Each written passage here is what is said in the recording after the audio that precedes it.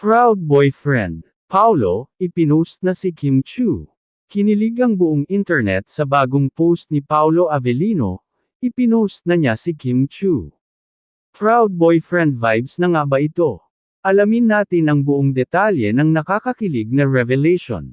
Kinilig na naman ang buong Kim Pao Nation matapos mag-viral ang sweet Instagram post ni Paulo Avellino kung saan ipinost na niya sa wakas si Kim Chu, hindi lang bilang co-star, kundi tila isang espesyal na babae sa kanyang puso. Matapos ang matagumpay na pelikula nila, maraming fans ang nagtatanong kung ano na nga ba ang real score sa kanilang dalawa.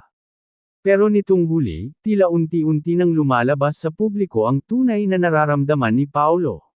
Sa kanyang post, makikita ang candid photo ni Kim na nakangiti habang nasa isang private moment, captioned lang ng simpleng, "You." Pero sapat na ito para kiligin ang buong fandom.